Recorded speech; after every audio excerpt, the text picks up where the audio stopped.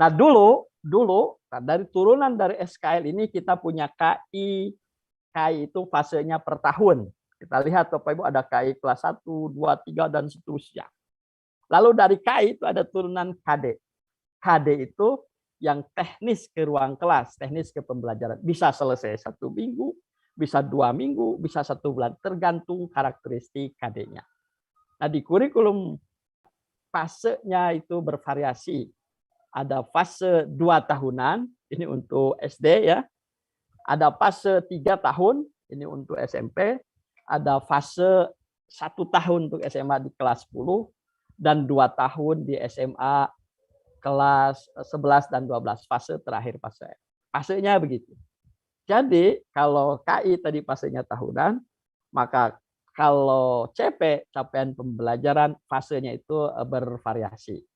Lalu secara simpel, ya, tugas Bapak Ibu apa dari CP itu?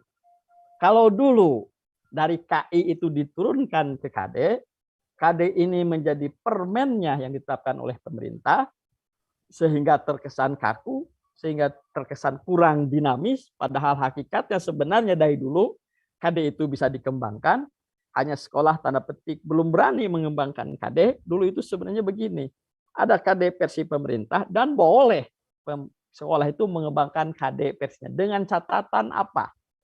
Kalau KD versi sekolah dilakukan, maka KD pemerintah bisa terlampaui. Artinya dikembangkan, ada ilmu pengembangannya. Nah, dulu KD itu adalah permen, sehingga mengesankan suatu dokumen yang nggak bisa dirubah, takut kalau berubah, nanti kalau sekolah merubah, tapi pengawas tidak mau berubah, jadi agak complicated. Nah, saat ini kita mengenal dengan tujuan pembelajaran. Nah, tujuan pembelajaran ini mutlak menjadi kewenangan guru di satuan pendidikan untuk merumuskannya. Formulanya kurang lebih sama dengan KD. Jadi ada proses kognitifnya kalau untuk pengetahuan, ada knowledge-nya, pengetahuannya, kontennya, boleh juga ditambah konteksnya. Nah, TP ini sekali lagi menjadi ruang bagi guru, ruang bagi sekolah untuk mengorganisasikan pembelajarannya, karena pembelajaran kan dikunci per 1 tahun. Jadi ini kemerdekaan lagi di sini. Nah, tentu agar kemerdekaan ini betul-betul bisa mendarat dengan tepat, lalu setelah mendarat betul-betul dimanfaatkan untuk berkhidmat kepada murid, maka Bapak Ibu di sekolah harus punya ilmu merumuskan tujuan pembelajaran. Agar satu, tujuan pembelajaran itu selaras dengan capaian pembelajaran. Kedua, tujuan pembelajaran selaras dengan ruang lingkup yang ada di standar isi. Ketiga, tujuan pembelajaran pada akhir jenjang itu pun harus menunjukkan keselarasan dengan SKL, standar kompetensi luhur. Jadi ilmu merumuskannya itu. Ilmunya mau mana dulu tujuan pembelajarannya, mau alurnya seperti apa, tadi seperti Pak Jul, tujuannya mau ke sana, alurnya bisa lewat jalur A, bisa lewat jalur B, itu mangga disusun dengan baik oleh Bapak Ibu. Jadi Bapak Ibu harus punya ilmu merumuskan TP. Yang pertama, luruskan, selaraskan TP itu dengan capaian pembelajaran, dengan standar isi, lingkup standar isi, dengan SKL, dan yang paling penting selaraskan, sesuaikan, atau adaptasi keberagaman peserta didik. Dibangunlah itu TP itu oleh Bapak Ibu. TP itu seperti CP. Jadi capaian pembelajaran itu kan menggambarkan seluruh kompetensi. Maka mohon nanti pengawas ya, mohon nanti kepala sekolah, mohon nanti para pengembang kurikulum analisis dulu tuh CP yang ditetapkan oleh pemerintah. Apakah betul enggak CP ini menggambarkan seluruh kompetensi utuh dari seorang murid? Karena kan bahasanya harus holistik, katanya Kak Merdeka ini cek. CP itu kelihatan enggak kompetensi pengetahuannya? CP itu kelihatan enggak kompetensi keterampilannya? CP itu kelihatan enggak kompetensi sikapnya? Harus kelihatan. Karena bahasanya, karena capaian pembelajaran, lalu Bapak Ibu mengajarkan seluruh aspek dari murid holistik, baik pengetahuannya, baik sikapnya, maka konsekuensinya CP juga begitu. Demikian juga dengan TP. TP pun harus berisi ya ketiga aspek itu. Hanya teknisnya ini bisa bervariasi.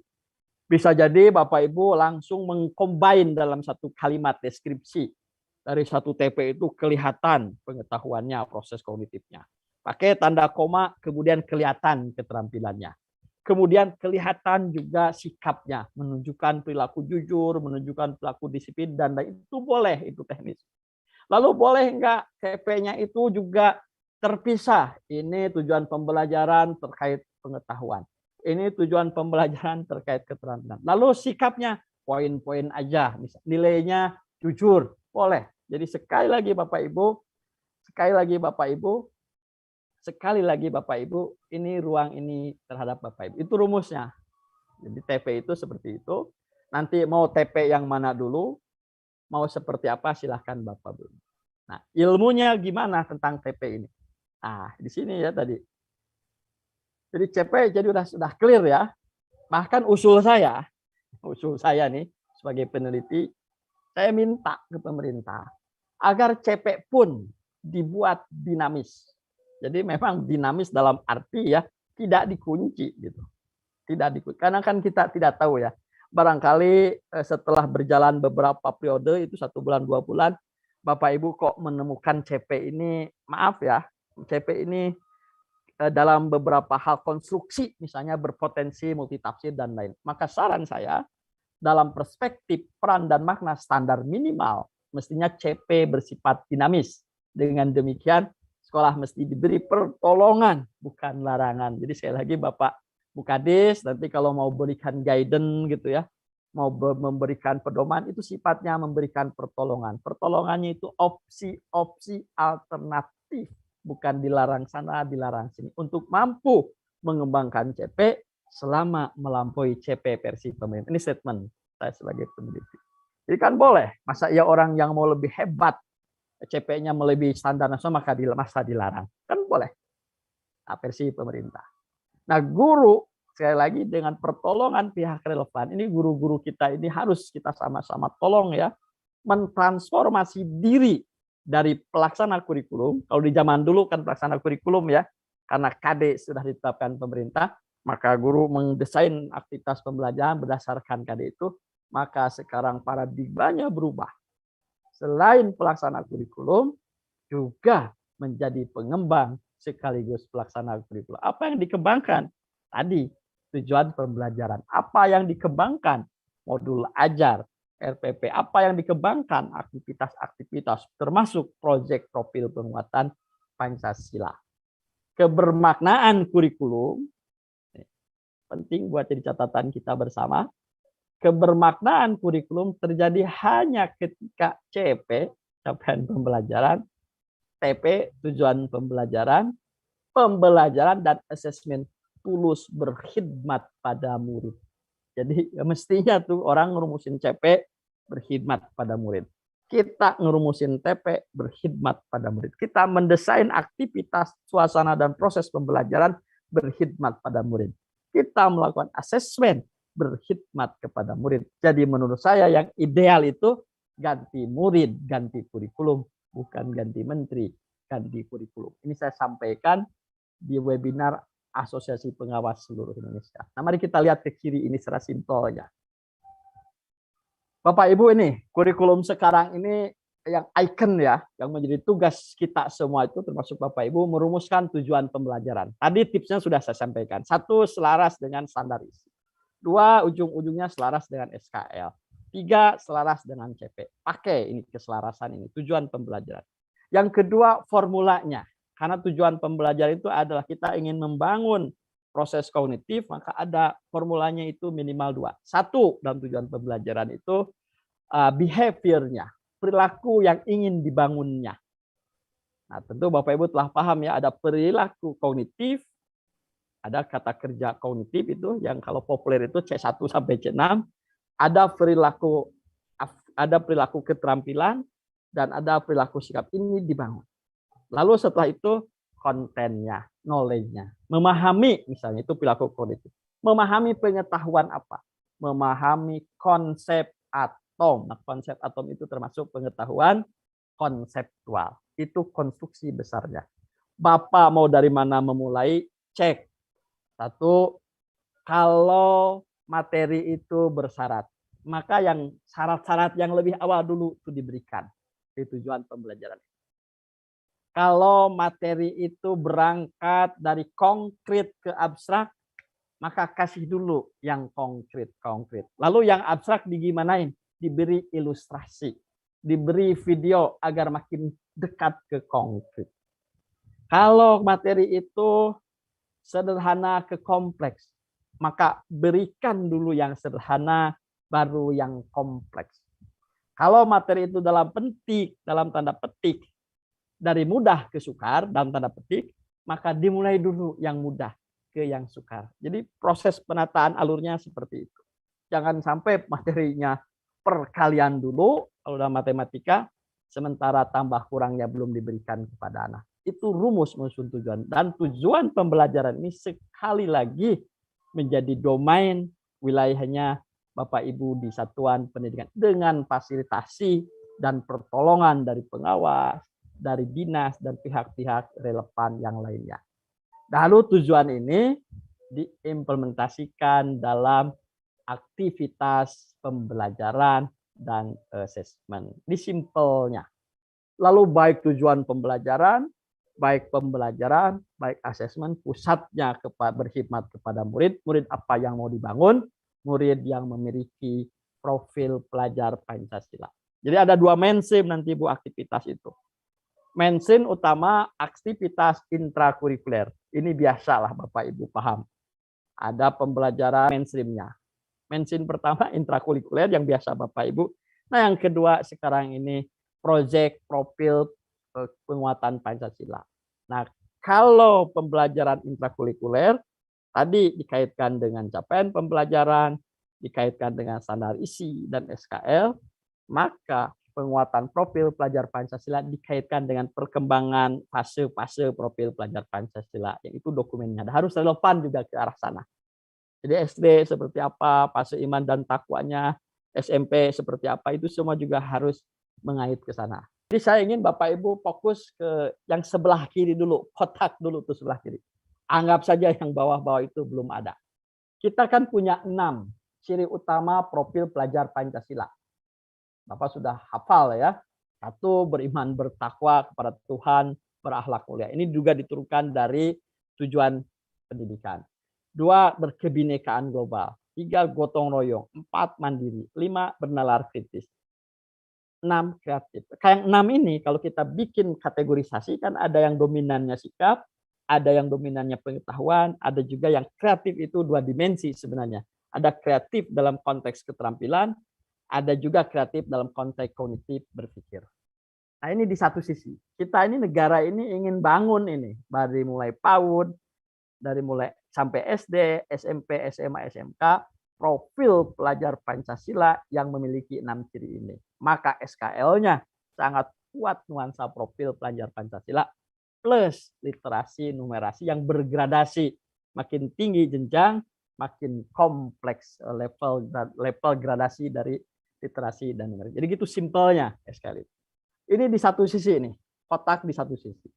Lalu di sisi yang sebelah kiri ini, yang ada learning, innovation skill, information media, life and career skill yang Bapak Ibu kenal dulu dengan skill abad 21. Mari kita coba tuh analisis. Apakah semua ciri utama profil pelajar Pancasila ini sudah ada atau juga relevan dengan skill abad 21? Sebagian ada yang relevan, saya tandai. Cuma kalau kita lihat dengan kritis, literasi yang terkait media, informasi, dan teknologi belum secara eksplisit ada di profil pelajar Pancasila. Artinya apa? Artinya selain penguatan profil pelajar Pancasila, karena sekarang ini kita hidup di industri 4.0, di society 5.0, dan berbagai istilah lainnya, maka mohon ketika Bapak Ibu mendesain aktivitas pembelajaran, baik yang intrakurikuler maupun yang ke proyek penguatan profil pelajar, sentuh juga ini literasi yang terkait dengan informasi, media dan komunikasinya.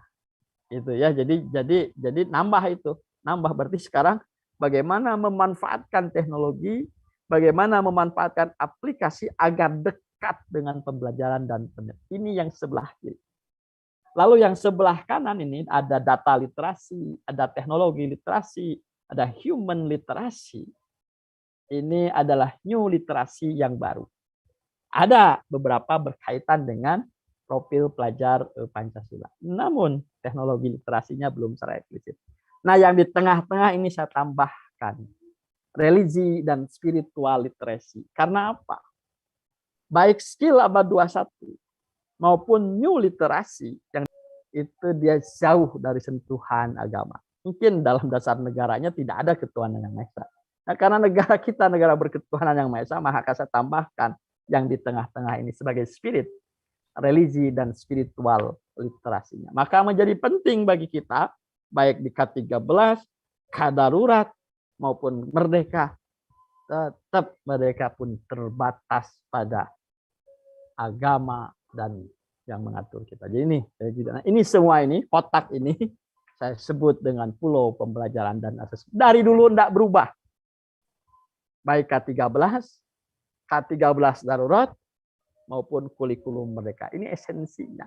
Jadi pesannya kalau ngajar, kalau bikin kurikulum, selain profil pelajar Pancasila, karena kita juga hidup yang sudah tidak ada batas dengan global, maka fokus juga ke literasi yang berkaitan dengan informasi dan teknologi. Ini pulau, ya sebut pulau pembelajaran dan asesmen. Apa yang bisa kita lakukan, baik pengawas, baik dinas, baik saya secara pribadi sebagai peneliti, ayo Bu, sekarang kita tingkatkan tuh pertolongan. Saya selalu menyebut pertolongan ya, bukan aturan, bukan larangan. Beri pertolongan guru dan sekolah agar mampu.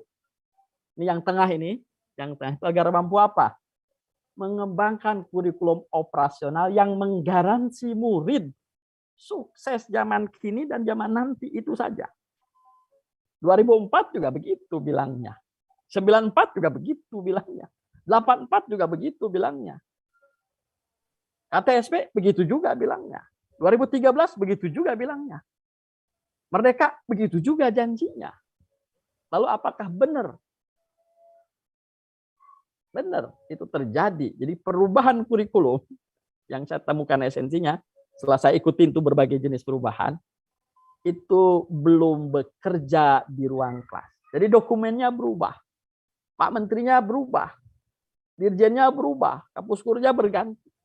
Tetapi belum bekerja di ruang kelas. Nah, yang paling penting dengan demikian, saya selalu mengatakan, yang paling penting ini it works. Ini bekerja di ruang kelas.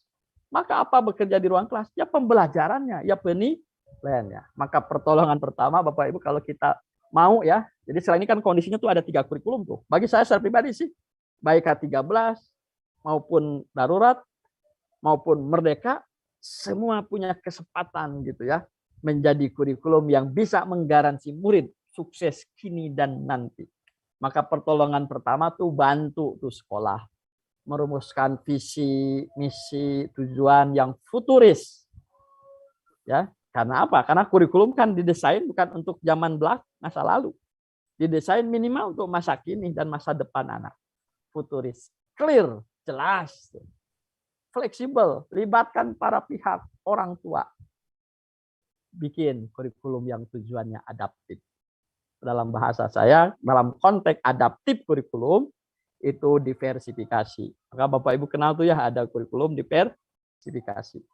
Baik K13, darurat punya peluang diversifikasi. Itu besarnya, visi dan misi tujuannya. Lalu guru bisa mengembangkan kompetensinya. Nah, kalau sekarang ya tujuan pembelajaran lah. Nah, guru juga dibantu oleh kita agar dia bisa mendesain tujuan pembelajaran dalam konteks merdeka, bagaimana membangun tujuan pembelajaran yang benar, bagaimana menyesuaikan alur tujuan pembelajaran, memilih mana yang didahulukan, mana yang di tengah, mana yang lebih lama, mana yang lebih pendek waktunya, lalu diselaraskan dengan capaian pembelajaran per fase, diselaraskan dengan ruang lingkup di sana itu, standar isi, perjenjang di akhir harus selaras dengan standar kompetensi lulusan. Ini dibantu nih oleh kita nih. Gimana cara ada kaidahnya, guidance-nya. Tujuan pembelajaran itu formulanya ini diajarkan oleh kita. Tadi selain mengejar profil pelajar Pancasila, mengejar life skill dan literasi dan lain. Lalu yang ketiga, bantu guru merencanakan pembelajaran, mendesain pembelajaran, melakukan aktivitas pembelajaran dan penilaian. Adaptif. Jadi fokusnya yang pertama itu esensinya itu pembelajaran itu adaptif. Apanya yang diadaptif? Apa harus adaptif terhadap apa? Keberagaman dan keunikan murid. Dalam bahasa lain ini diferensiasi. Pak Kapus tadi menyampaikan, isi kepala murid itu beragam. Readiness-nya, kesiapan awal isi kepalanya beragam. Ada barangkali murid lah tahu itu dasar-dasar konsep tertentu. Tapi murid yang lainnya belum. Nah, adaptif dengan keberagaman. Adaptif yang kedua apa? Learning preferences. Gaya belajar itu juga berbeda-beda. Ada yang kuat visual, ada yang kuat pendengaran, ada yang dia efektif kalau belajar kalau dia melakukan sesuatu. Adaptif terhadap minat, interest, beragam. Adaptif terhadap apa? Pengalaman belajar sebelumnya. Dari mana kita tahu gaya belajar murid begini? Readiness murid berbeda-beda. Kita melakukan penilaian sebelum pembelajaran. Maka ini penting. Guru dibiasakan melakukan assessment sebelum pembelajaran. Yang salah satu tujuannya diagnostik. Tujuan yang kedua itu holistik, clear ya. Jadi aspeknya utuh. Isi kepalanya, head-nya, pengetahuan, holistik. Yang kedua, hatinya, sikap, karakter. Yang ketiga, head. Jadi satu aktivitas itu utuh. Tidak terpisah-pisah, holistik. Kontekstual, dekat dengan suasana nyata, real dialami oleh murid. Jadi bukan dunia sihir pendidikan itu. Sekolah itu bukan dunia magic. Lalu bagaimana kemudian membangun hubungan, membangun konsekuensi bahwa hasil pembelajaran di lingkungan pembelajaran harus berdampak mempermudah murid dalam menjalani kehidupan sehari-hari. Co-ownership ini penting. Murid pemilik pembelajaran, guru pemilik pembelajaran, orang tua pemilik pembelajaran, sehingga nanti bisa kita gunakan tuh sumber daya orang tua.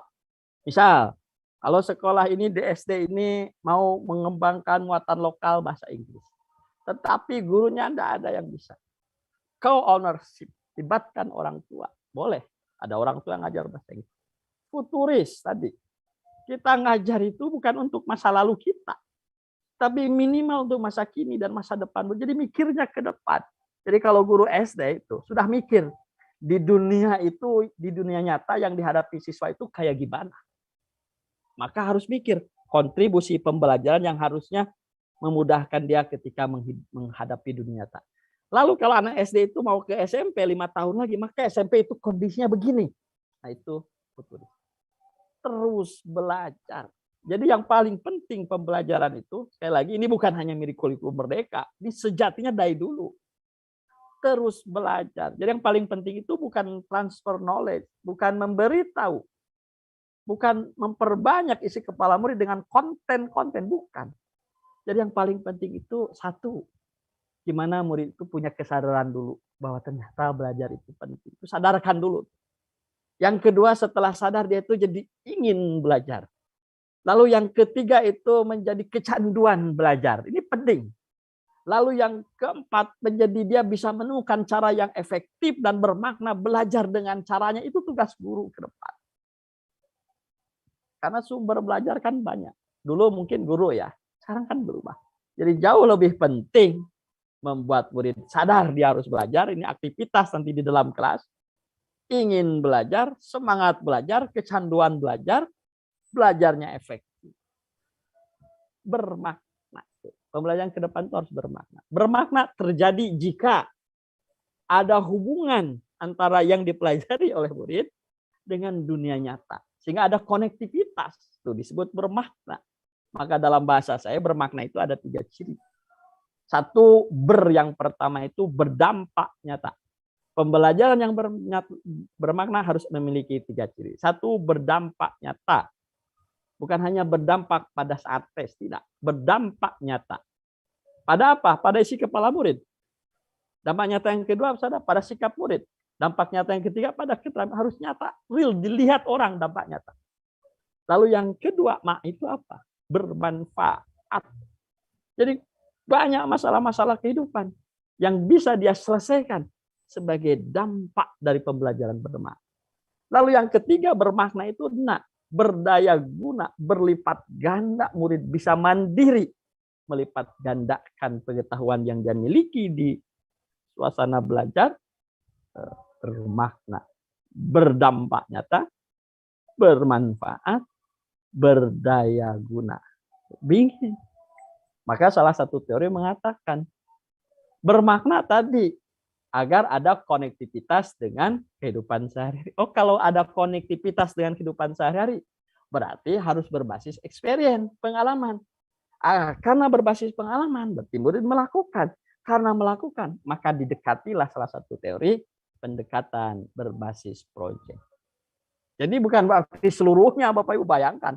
Jadi guru harus pandai memilah pada situasi apa, pada kondisi apa pembelajaran PBL itu tepat. Meskipun pemerintah saat ini merekomendasikan PBL, tapi bukan berarti seluruhnya.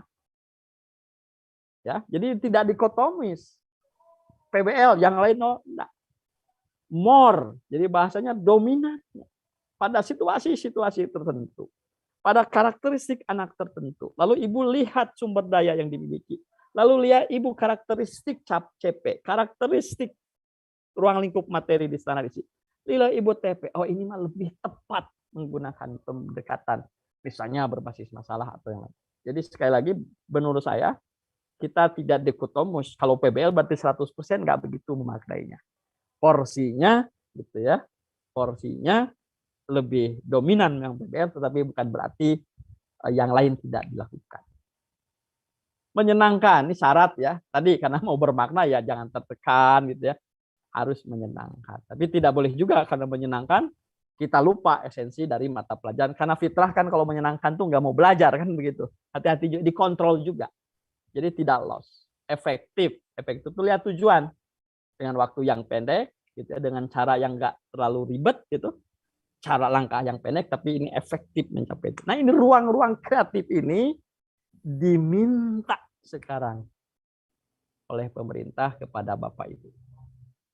Sebenarnya saya lebih suka menyebutnya yang begini itu bukan paradigma baru. Karena kalau secara Bapak Ibu studi literatur ya, lihat di jurnal, lihat di dokumen, lihat ke negara lain, lama banget ini. Hanya kita barangkali dengan pandemi ini baru sadar. Jadi nilai bersyukur ya, karena ada pandemi. Ke kiri, nah, beres tuh. Tugas kita tuh gini nih implementasinya. Lalu desain penilaian hasil belajar. Dalam konteks pembelajaran tadi, penilaiannya itu kan tadi ada S-learning, ada for-learning. Hasil belajar, ya, ada off-learning. Jadi pertanyaan Bapak Ibu tuh, perkuat juga apa penilaiannya. Nanti saya cerita secara esensial seperti apa hubungan antara penilaian dan pembelajaran. Yang selanjutnya, menjadikan murid selebritis pembelajaran. Nah, dulu kalau Bapak ikutin tuh teori pedagogik tuh ya, aliran pertama itu pedagogik, guru sebagai center. Jadi kekuatannya apa di sana? How to deliver. Bagaimana guru mendeliver konten. Bagaimana guru efektif berkata. Ceramahnya hebat, pedagogi. Pada kondisi-kondisi tertentu, pada karakteristik konten yang abstrak misalnya, lalu guru bisa dengan ceramahnya bisa mengkonkretkan yang abstrak itu, maka bisa tepat ini pedagogik, boleh dilakukan guru sebagai center. Geser ini ke andragogi, ada keseimbangan antara guru dan murid. Yang ketiga hautagogi, murid selebritis pembelajaran. Jadi tidak dikotomus. Jadi kalau nggak pedagogis berarti 100% tidak juga. Cuma porsinya, secara akademik saya sampaikan, porsi terbesar kita murid sebagai selebritis pembelajaran. Yang idealnya fokusnya pada pembelajaran. Mulailah Bapak Ibu. Naik ke atas sedikit yang hijau, ciptakan lingkungan pembelajaran. Suasana pembelajaran, proses pembelajaran yang ada tuh di survei lingkungan lah. Terakhir, manfaatkan teknologi untuk pembelajaran. Mau nggak mau, kita sekarang ada di teknologi 4.0, ada di society 5.0. Ini harus dekatkan tuh teknologi dengan pembelajaran dan pendidikan. Kalau Pak Nur Hadi ngajar Pak anak-anak, kan anak-anak itu dengan gadget itu terus terang ya, bukan anak-anak ya. Kita juga kan masih curi-curi waktu tuh. Lihat-lihat gadget. Sekarang dekatkan aplikasi mesin pencari informasi maupun gadget dengan pembelajaran dan pendidikan. Hai anak-anak nih misalnya, pada saat kamu keluar dari rumah, ngomong begitu aja tugas sebelum itu. Tolong ya kamu foto, kamu rekam fenomena atau kejadian yang kamu lihat yang ada hubungannya dengan pencemaran lingkungan. Tuh anak tuh ada yang moto, ada yang rekam selama perjalanan ke sekolah. Lalu di sekolah itu didiskusikan. Nah, itu salah satu cara memanfaatkan dan banyak cara lain. Ya ini ya Bapak Ibu ya. Oke, stop ya. Nah, ini sebenarnya bagi saya ini yang gini-gini itu bukan paradigma baru. Tapi kesadaran baru. Dulu kita banyak memberitahu. Sekarang guru dan murid sama-sama mencari tahu. Dulu hanya guru sumber belajar, ya sekarang banyak sumber belajar. Dulu pendekatannya konten nih, standar isi sekarang tuh pendekatannya konten. Kalau dulu standar isi kan Bapak bisa melihat ya ada proses kognitifnya. Dulu parsial, sekarang terpadu. Dulu sebagian aspek kompetensi, sekarang holistik. Dulu kalau item soal itu satu jawaban, sekarang beragam jawaban. Dulu sangat pedagogis, dulu selebritis. Ini bukan pindah ya, tapi more kelebihannya murid selebritis. Belajar hanya di sekolah, belajar di mana ini geser semua. Belajar jam tertentu, belajar kapan saja. Satu cara untuk semua mengadaptasi keberagaman. TIK terbatas, memaksimalkan TIK. Dulu hanya ingat kemampuannya, sekarang nalar. Dulu PTM, ada daring, ada hybrid. Dulu ngejar skor, sekarang ngejar kebermaknaan. Riset terakhir bahwa 52% murid efektif jika dia melakukan dalam pembelajaran. Maka ini alasan juga kenapa hanya PBL kita rekomendasikan. Sekitar 30% itu seeing, melihat. Baru sisanya itu 12% listening. Jadi kalau Bapak Ibu mau tetap ceramah, jangan dominan. Risetnya menyebutkan hanya 12%. Kalau mau ngeliatin video juga nggak dominan. 30-an sekian. Yang dominan apa? Doing, melakukan sesuatu. Maka dibikinlah pembelajaran berbasis project. Jangan keliru lagi. Beda doing project dengan pembelajaran berbasis project. Kapan-kapan kita lihat. Next ada periset, dia ingin tahu, dia lihat jurnal, ribuan jurnal, dia baca ribuan buku dari sebagian besar negara yang mewakili, dia hanya ingin tahu apa sih strategi yang efektif tapi murah untuk meningkatkan mutu pembelajaran. Maka yang pertama hasil riset itu, guru-guru yang membiasakan pembelajaran dan penilaian memperkuat feedback kepada murid itu efektif. Dari skala 10 dia kasih skor 9 dan dolarnya murah. Jadi aktivitasnya apa? Pembelajaran itu. Hasil pembelajaran itu berikan feedback kepada murid selama proses pembelajaran. Baik juga setelah proses pembelajaran. Agar feedbacknya benar, maka lakukan penilaian pada saat pembelajaran. Tuh, feedback. Ada ilmunya memberikan feedback. Ada feedback yang sifatnya klarifikasi. Ada feedback yang sifatnya menyimpulkan. Ada feedback yang sifatnya menghargai. Jadi banyak. Jadi sekali lagi feedback yang positif selama pembelajaran itu efektif meningkatkan mutu pembelajaran. Lalu yang kedua itu metakognitif strategis. Jadi guru-guru di belahan dunia manapun, gitu, yang tadi kalau bahasa Pak Bang Jul, titiknya boleh sama. Tapi cara sampai ke titik ini anak menemukan caranya sendiri. Nah, ini metakognitif. Jadi anak kenal dirinya, anak kenal cara berpikir dia itu kayak gimana, lalu anak menemukan caranya sendiri untuk mencapai atau untuk mengetahui sesuatu, untuk memahami. Ini metakognitif. Perbanyak nanti aktivitas.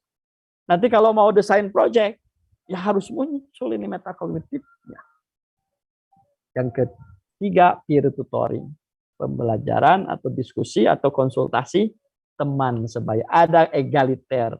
Murid itu, Bu, kalau diskusi sesama temannya, dia cerita keluh kesahnya, dia tidak takut divonis bodoh. Nah, ini penting. Jadi bagaimana kemudian peer tutoring, kolaboratif, group learning. Jadi ini hasil riset. Maka saya kembangkan metode sebelah kiri.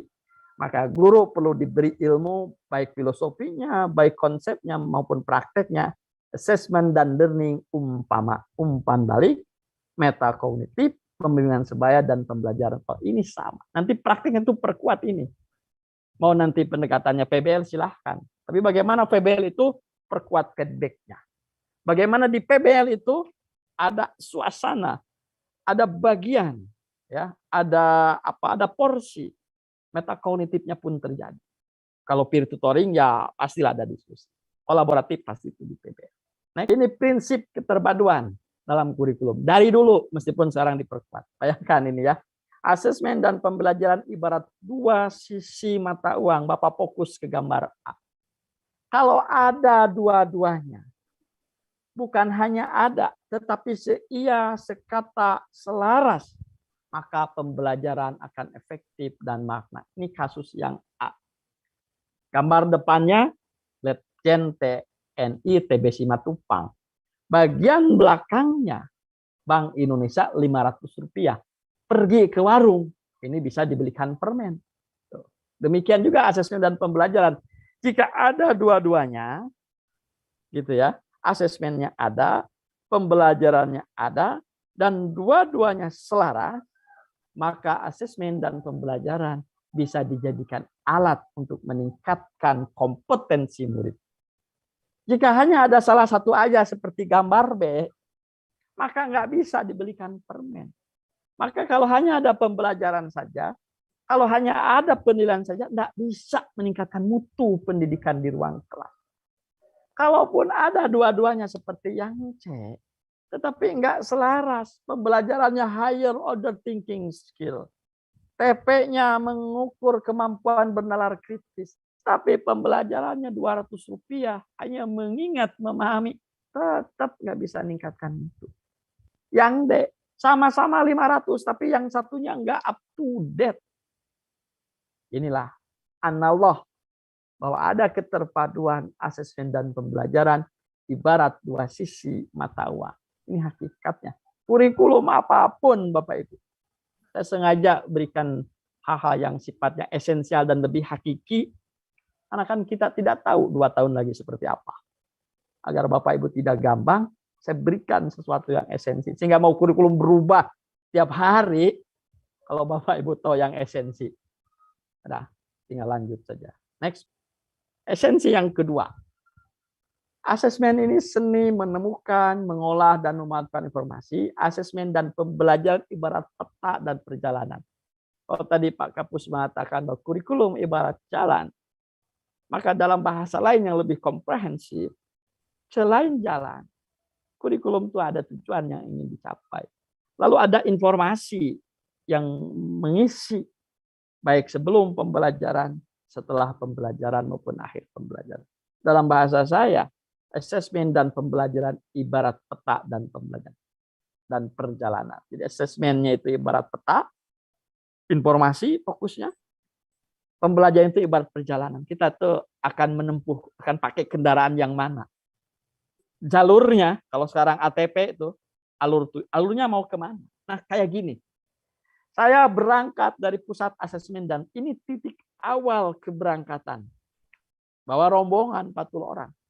Ada yang berangkatnya itu, readiness-nya itu dari Rawamangun. Oh, berarti agar sampai ke sini, saya perlu cara. Ada dia emang sudah standby di pusat asesmen.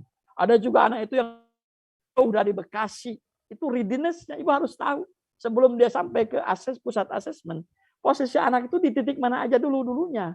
Nah, ini lakukan penilaian sebelum pembelajaran. Tujuannya minimal 2, diagnostik. Tahu posisi awal anak. Kalau yang kedua itu, kelemahan anak itu, modal dasarnya itu apa? Tahu. Bekalnya apa? Untuk merencanakan pembelajaran. Untuk nyusun modul ajar lah bahasa kurikulum Merdeka itu.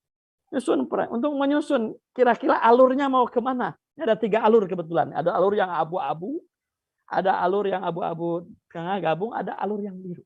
Lalu tentukan tuh di awal, anak-anak sekarang kita akan melalui alur yang jalan yang biru ini. Tuh. Setelah Bapak Ibu melakukan penilaian sebelum pembelajaran. Jadi penilaian itu harus dilihat dari 4 hal. 1, waktunya. Sebelum pembelajaran, pada saat pembelajaran, setelah itu waktunya. Kedua, lihat penilaian itu dari sisi fungsinya. Ada 2, formatif, sumatif.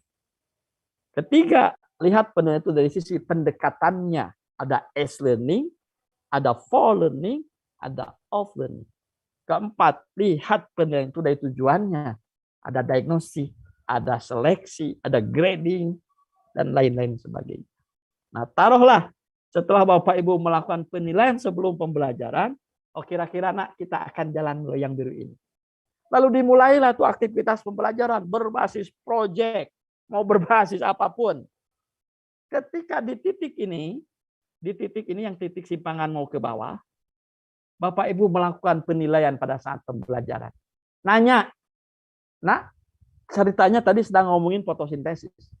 Lalu Ibu nanya, ngecek ke beberapa orang, Ibu tanya. Kamu coba menurut pendapat kamu apa itu fotosintesis? Ternyata anak itu nggak ngikutin, ngawur jawabannya. Ibu tahu anak itu ngawur saat Ibu bertanya selama proses pembelajaran.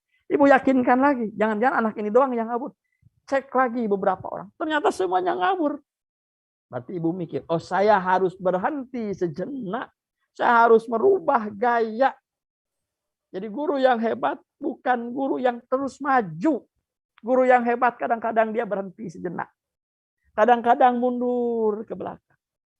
Kadang-kadang yang cepat biarin dia cepat bergerak. Itu guru yang hebat. Kalau berhenti, dia tahu berhentinya di mana. Lalu aktivitas apa yang dilakukan selama berhenti. Maka ada booster, ada lain-lain. Nah, karena ini jadi merah, ini jalan yang biru. Kita pindah deh alurnya. Alur pakai yang paling atas, yang abu-abu. Lalu di Polda Metro Jaya, klik di sini. Ibu GR, Ibu menyangka di Polda Metro Jaya nih, tujuannya mau kemana tadi? Mau ke Kemdikbud tadi tujuannya. Di Polda Metro Jaya Ibu katakan kepada anak-anak, alhamdulillah kita sudah sampai ke tujuan kita, yakni Kemdikbud. Padahal Ibu baru sampai Polda Metro Jaya. Kenapa sering terjadi salah tujuan? Nggak sampainya nggak tepat. Karena kita gagal membangun, gagal memahami ciri-ciri ketika kita sampai kepada kompetensi tertentu. Kita gagal paham ciri ketika kita sampai TP tertentu. Kita gagal paham ketika kita mencapai CP tertentu. Ini ketukar ciri Kemdikbud dengan Polda Metro Jaya. Nah, dalam pembelajaran apa? KD-nya menganalisis. Tujuannya menganalisis. Untuk tahu kemampuan menganalisis, Ibu bikin soal mengingat. Itu keliru. Nggak sampai. Nah inilah gambaran besar. Penilaian sebelum, penilaian pada saat pembelajaran, penilaian setelah pembelajaran. Fungsinya, dominannya apa sekarang? Perkuat fungsi formatif. Apa formatif? Informasi yang digunakan dalam informasi yang diperoleh dari suatu aktivitas penilaian, ini kalau formatif digunakan sebagai feedback, umpan balik untuk memperbaiki proses perjalanan atau petualangan. Siapa yang diperbaiki? Ya gurunya, ya muridnya, ya metodenya, ya gayanya. Nggak mungkin juga mengoreksi tujuan pembelajaran. Penguatannya di sana. Jadi sekarang perbanyak, Pak. Nah, lalu ada kata-kata penilaian itu sesuai dengan fungsinya. Ya tadi itu. Jadi kalau fungsi formatif yang utamanya mendapatkan feedback untuk dijadikan umpan balik agar pembelajaran efektif dan bermakna, jangan disalahgunakan fungsi ini. Jangan sampai formatif digunakan untuk mengangkatkan. Jangan sampai formatif digunakan untuk memberi nilai. Lain paradigma. Memang ada riset tuh. Kalaupun terpaksa mau memberikan nilai harian, nilai formatif, nggak lebih dari 10%. Itu alirannya NITCO di Amerika. Itu jadi sesuai fungsinya. Kalau penilaian sebelum pembelajaran itu apa fungsinya? Diagnostik. Ya bikin kegiatannya yang untuk diagnostik. Nah, lalu apakah mungkin tidak diagnostik di akhir pembelajaran? Mungkin. Nih, Pak Nur Hadi ngajar nih. Bikin soal di akhir setelah selesai 1 TP atau berapa TP. Lalu di soal itu ada soal-soal diagnostik untuk tahu masalahnya di mana. Nah, ini yang disebut dengan sumatif yang difungsikan formatif untuk kepentingan apa? Kalau dulu kita kenal kepentingan tindak lanjut, apakah remedial atau pengayaan. Kalau remedial, kita harus tahu kelemahannya di mana agar proses pembelajaran ulangnya sesuai untuk memperbaiki kelemahan itu. Learning is personalized, oke? Dan tadi saya bilang, lihat minatnya, lihat kesiapan belajarnya, lihat kayak belajarnya, dan lain-lain. Intinya berkhidmat kepada murid, ini didesain saya kembangkan 2021 ya. Lalu nanti apa yang mau prosesnya bisa beragam, bahkan performance assessment-nya pun bisa beragam, memungkinkan. Bisa jadi anak tertentu, ya dia suruh mempraktekkan suatu. Boleh jadi anak tertentu disuruh pidato. Boleh jadi anak tertentu disuruh membuat sesuatu. Tapi dalam topik yang sama. Nanti ada ilmu ekivalensi. Nah ini yang tadi saya sebutkan riset ya. 51% doing, 38% seeing, 12% itu listening. Ibu-ibu saya mau sampaikan ini. Generasi Z yang Bapak Ibu ajar itu memiliki 10 karakter. Fokus ke yang 9 tuh. Less fokus. Jadi anak-anak sekarang itu rendah. Jadi kalau Bapak Ibu tidak memberi kesan 1 menit, 2 menit pertama, Bapak Ibu akan ditinggalkan. Maka penting kesan pembelajaran yang pertama itu dalam 2 menit yang pertama itu jauh lebih penting. Ini Bapak Ibu ya, intinya bahwa asesmen pembelajaran bahan ajar sesuai dan berkiblat pada tujuan pembelajaran atau dalam bahasa tanda petik kompetensi. Bapak Ibu, coba ini rumusan kompetensi pengetahuan yang di kotak itu ya, di kotak itu rumusan kompetensi dimensi pengetahuan, ada proses kognitif, ada knowledge, dan ada konteksnya. Jadi Ibu lihat KD. Sama CP dan TP juga nanti ini Bapak Ibu pelajari, ini bisa jadi inspirasi bagaimana merumuskan tujuan pembelajaran. Nah ini ilmunya Bapak Ibu ya. Jadi kurikulum apapun, dari dulu ilmunya tidak berubah. 1, Bapak Ibu guru harus memiliki ilmu yang dalam lingkaran merah ini. Pedagogical. Kalau sekarang ya ada andragogi, ada pedagogi. Ini how to deliver.